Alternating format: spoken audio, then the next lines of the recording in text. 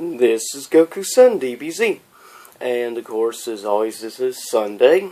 And of course, this is Top 12 Sunday. But today and next Sunday, I will be doing special Top 20 lists. And that is the top 20 heels and faces of wrestling. Not just WWE, but overall. And also, these will be my personal picks. So keep that in mind. Now, of course, so since it's my personal list, I wouldn't have compiled, obviously, from multiple websites like I usually do.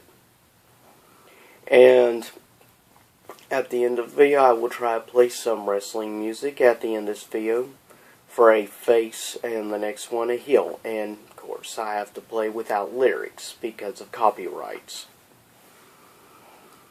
So, and today will be the top 20 faces. So, yes.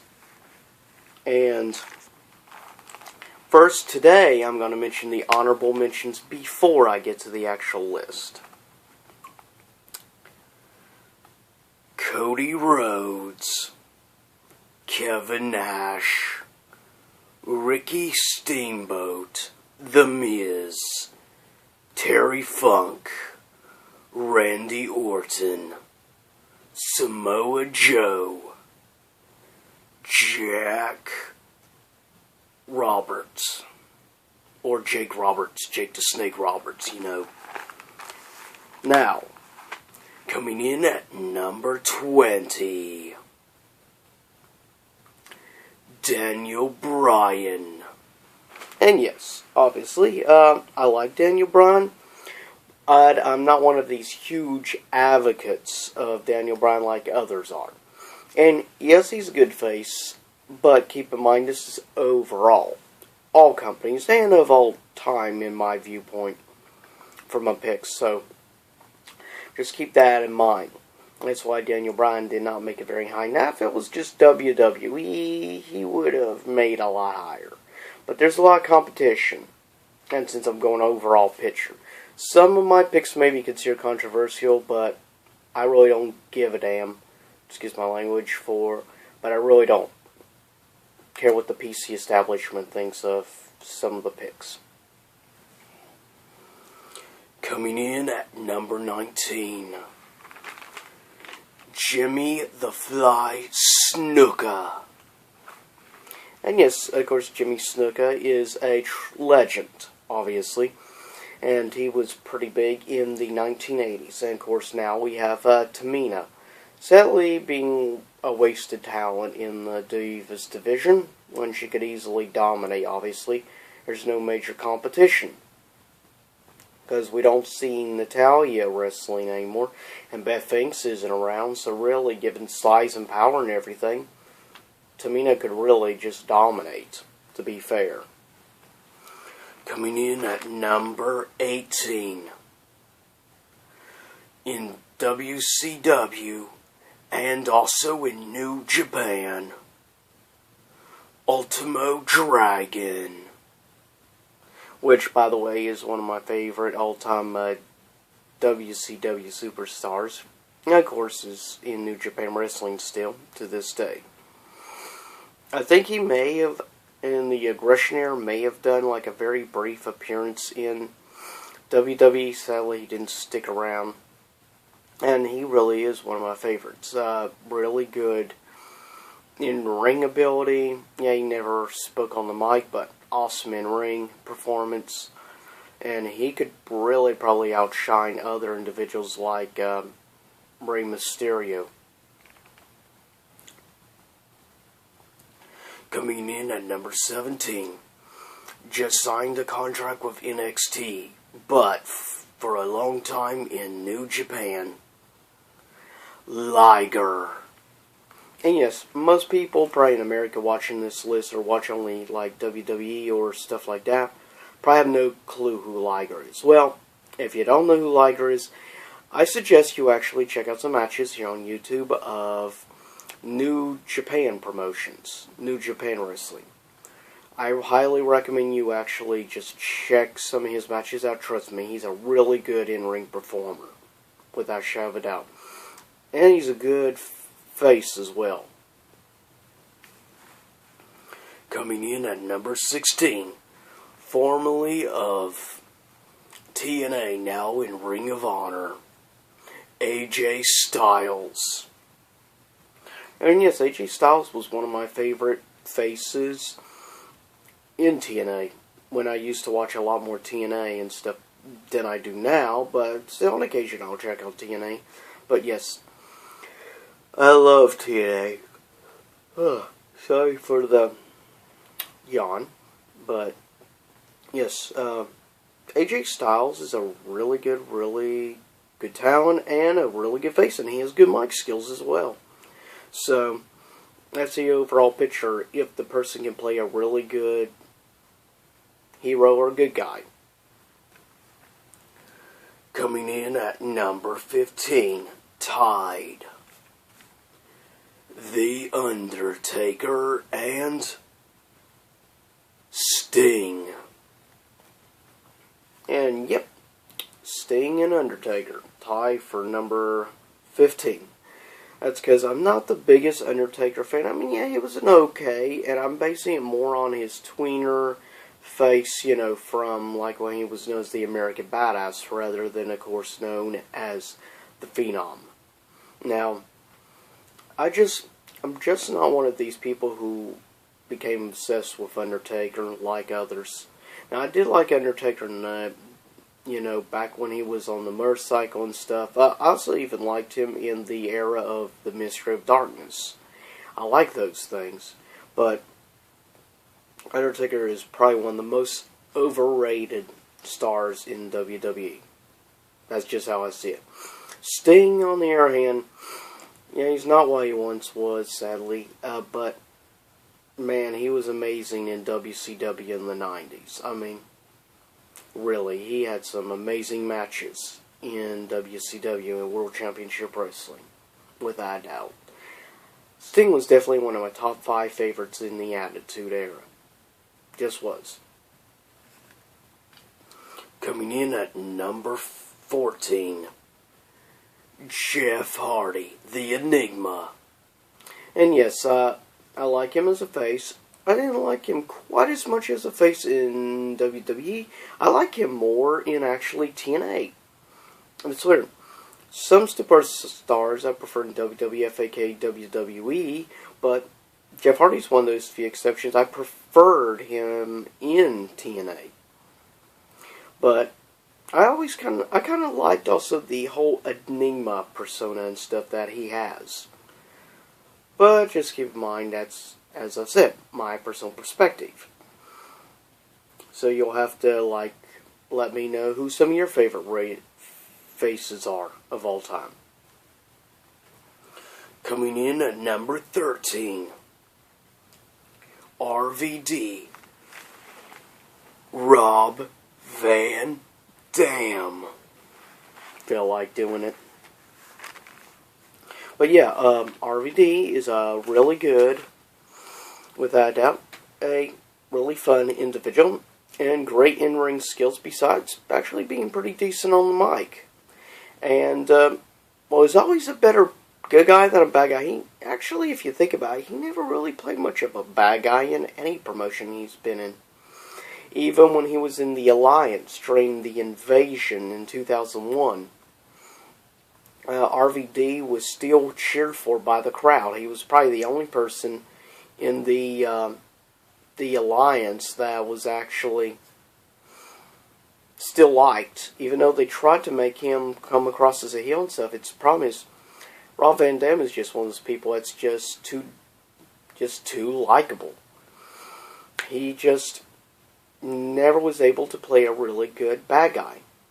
So, yeah, I've always loved him, going all the way back to ECW era. Just always been a fan of Rob Van Dam. Great in-ring talent with his kick moves and everything. And I love seeing some of his moves off the top rope. Coming in at number 12, the man who will go down history as having the longest undefeated streak ever, and not to mention the most dominant wrestler ever, from WCW. Now it's his own podcast show on demand. And that is Bill Goldberg. And yes, Bill Goldberg always was a face. He never played a heel. And to be fair, he's not bad on the mic either. Yeah, he wasn't the best, in the earlier days and stuff. But if you bother to listen to him on his podcast show and things, yeah, you can tell actually Goldberg does have the chops for it. And he was dominant. And unlike a certain somebody else called Ryback, or Rydont, or as I like to call him, Ryberg, because he's a complete cheap knockoff of Goldberg. But yeah, like Ryback has a very limited move repertoire. But if you look at Goldberg, on the other hand, he constantly tried out new moves and stuff. Yeah, he's most well known for, obviously, him having the greatest spear ever. He's the one who made spears cool. And, of course, then his jackhammer, which was awesome. And those will always be his signatures. Though everyone's tried to do knockoffs of his spear, though his spear was the real deal, because he was a football player before he got in wrestling. But yeah, Bill Goldberg, awesome individual, awesome wrestling ability. And I love some of his matches from the era of Monday Nitro. And yeah, good in-ring ability as well, besides being a pretty dominant face, I will say. Coming in at number 11 is the most controversial pick on this list for what happened, which I disagree with what he did, which is committing suicide and stuff, but keep in mind it was a multiple amount of stuff that were contributing factors. Combine super powerful painkillers with deadly steroids, combine those two together, and that makes a lethal cocktail combination to make anyone go nuts. But coming in at number 11, based on being good on the mic, being a good face, and also his good in-ring abilities and stuff when he was around, though he was wiped from the annals of wrestling history. Coming in at number 11 is Chris Benoit, the Rabid Wolverine. Which, of course, made famous, obviously, moves such as the German suplex, which Brock Lesnar uses today. And also, of course, of other things that he made famous, the crippler crossface, or as Daniel Bryan calls, of course, the Yes Lock, which, by the way, is a complete cheap knockoff. And also, Daniel Bryan ripped off Chris Benoit's headbutt from the top rope. Now, that was probably one of the contributing factors also to all the problems with him mentally, was probably doing moves like that caused a lot of problems in the head. You have to expect after years and years and years of doing a headbutt from the top rope, that's going to do some serious psychological damage in your head. I mean, seriously. Coming in at number 10, one of the first people that really started doing promos, became big in the 70s and into the 80s, and of course recently passed away. Coming in at number 10 is the American Dream, Dusty Rhodes. Without a doubt, awesome individual. And he really did set the bar. For being one of the first people who really did promos, he really did set the bar rather high. Without a shadow of a doubt. And then, of course, two of his sons got into wrestling. Of course, Cody Rhodes, a.k.a. right now known as Stardust, and feuding with the guy who plays, of course, Green Arrow. Don't know about that whole thing. But also, of course, his son, Dustin Reynolds, which, of course, was always known as Goldust, which has seemed to have disappeared. But, yeah, really good overall. And I very much enjoyed it. Of course, also, you'll have to leave comments below and tell me who some of your favorite faces are of all time. Coming in at number 9. One of the best in-ring performers of all time, and one of the best, was an awesome face besides heel. Latino Heat, Eddie Guerrero. Which of course made famous the 5-star frog splash, which he adopted that move from a friend of his that was an old tag team partner for a long time, which passed away, and he did that as a tribute to his late tag team partner at the time. And awesome move, the frog splash.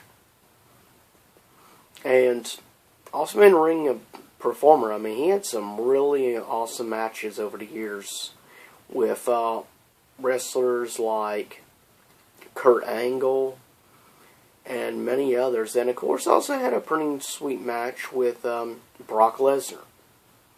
Guerrero will go down as one of the better performers, definitely. Though he never really made really huge in ECW or WCW, he did reach the pinnacle in WWE. Coming in at number 8. Rey Mysterio, also known as Rey Mysterio Jr. And yes, one of my favorite faces, without a doubt. Love his in-ring abilities, and his move repertoire is really incredible. And he had definitely a very long career, over 20 years. And has had some really incredible matches over the years. He was an awesome cruiserweight in WCW. Though he definitely really built his career in WWF, aka WWE. Or I think it was already WWE when he appeared in like 2002, 2003, around that time frame. And of course, he was known in WCW as being like buddies with individuals like Conan, and which people today probably don't know, but he used to come out like as time there with the Wolfpack saying things, hey, rowdy and bowdy. I didn't quite understand that, but the whole crowd loved it. But Rey Mysterio will go down as definitely one of the more favorites, and was able to keep himself relevant among younger generation and stuff. But also respected by the older generation because of his in-ring abilities. Coming in at number 7, known for 3 split personalities, Dude Love, Cactus Jack, and Mankind. But this is the individual who was all of them. And coming in at number 7 is Mick Foley, which had for a short time, as Cactus Jack and stuff, been in WCW, was in WWF, aka slash WWE. He even appeared in TNA. He was in New Japan. He was in ECW. He basically did them all. He's one of the only ones you can say was in all these different promotions. Coming in at number 6, the man who got the Chris Benoit treatment in just about a month. Remove lists from the WWE Hall of Fame, and so on. Coming in number 6 is Hollywood Hulk Hogan, or just Hulk Hogan. And yep, coming in number 6, but that's because, hey, he was one of the ones I grew up with in the 90s of wrestlers. He wasn't the best in-ring performer, yes, but he wasn't bad on the mic area. Yeah, he really tried hard, I think, to play a bad guy, though, let's be fair.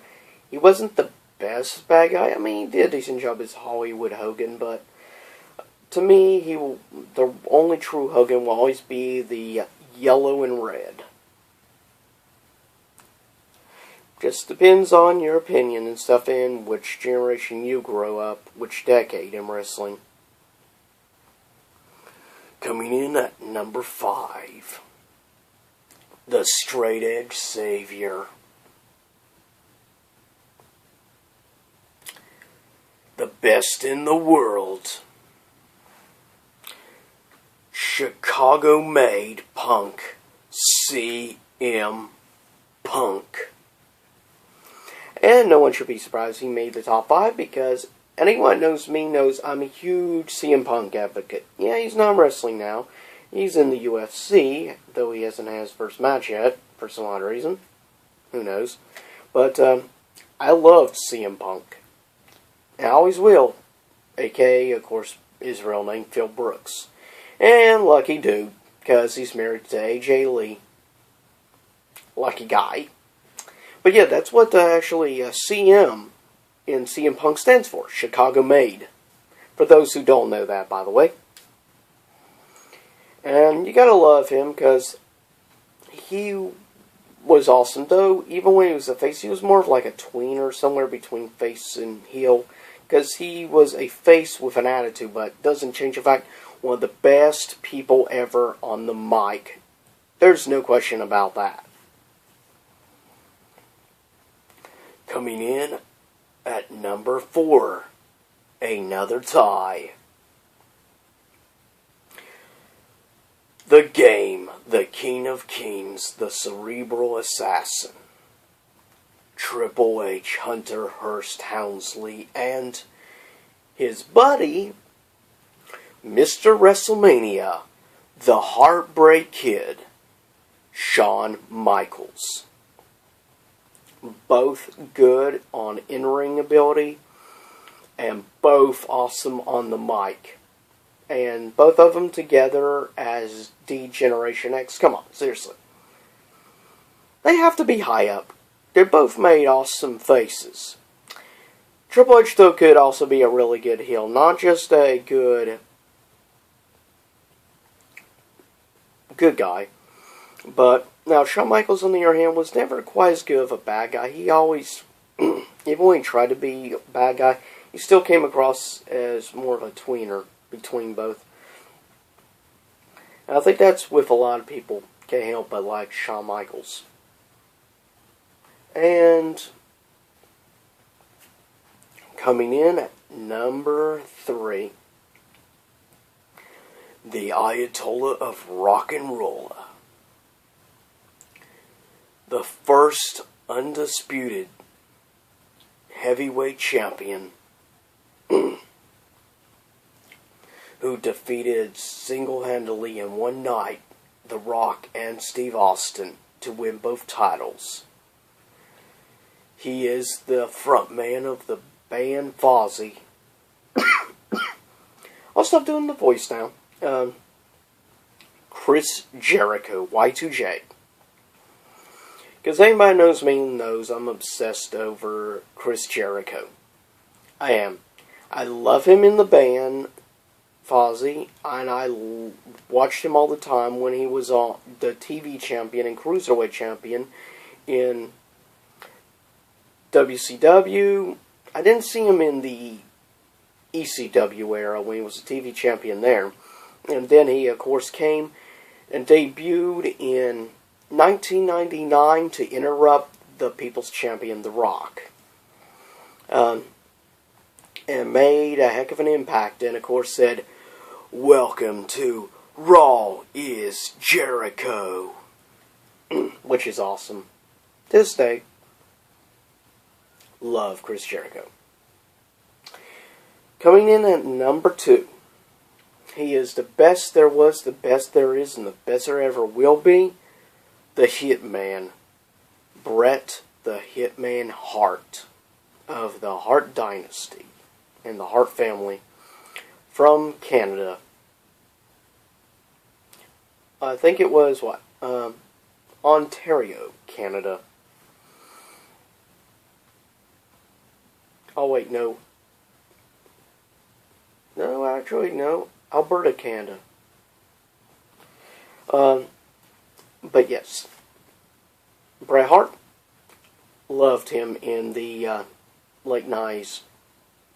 I mean, him and Shawn Michaels had an awesome rivalry and great matches. Look at WrestleMania 12 match, Iron Man match between him and HBK.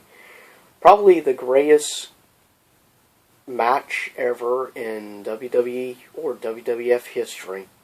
At least of, you know, the headlining match. Probably the best ever. Incredible in-ring performance that WrestleMania. It's insane.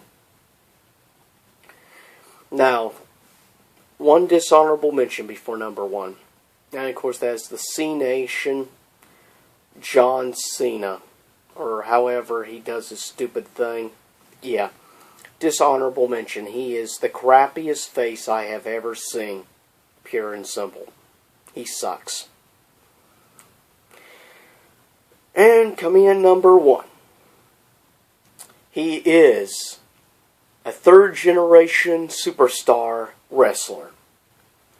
He is the most electrifying man in sports entertainment and Twittertainment. He is the greatest wrestler to become actor ever. He will be, a few years from now, Black Adam in DC's Shazam. He will be in the new Pixar movie coming out next year. He was in San Andreas. He is become the figurehead, really, of the Fast and the Furious franchise. He is the people's champion. He is Dwayne "The Rock" Johnson, or just The Rock. No one, period, in the Attitude Era was bigger than The Rock. Some may say Shawn Michaels. In the beginning of the Attitude Era, yes. But you want to talk overall picture, others would say Stone Cold Steve Austin. Sorry, not the biggest Austin fan. Just me. And plus, he was more of a heel always. He even said it himself in an interview. Even though people cheered for him, he was still a heel. He wasn't a good guy. He never was. And he's honest about that. The Rock. Pure and simple. Best face ever. Not as good on the mic as he used to be, but still amazing on the mic. Enough said. The Rock gets number one on the top 20 faces of wrestling list. Now you have to stay tuned for next Sunday for the top 20 heels.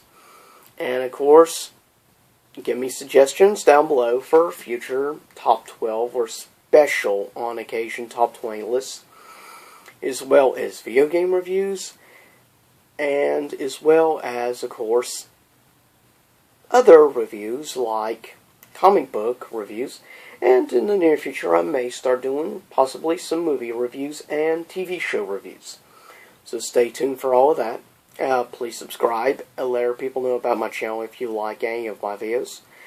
And please, as always, this is Goku-san DBZ. And also you can follow me at twitter.com/GokuSunDBZ or on Google Plus Goku-san DBZ. In the near future I may be setting up a special, like, strictly for my YouTube channel and everything, Facebook.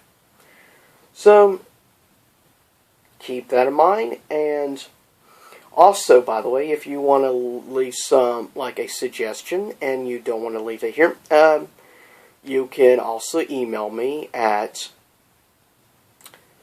GokuSunDBZ6522@gmail.com. See you next time here in YouTube land. Oh yeah, and honor of the end of this.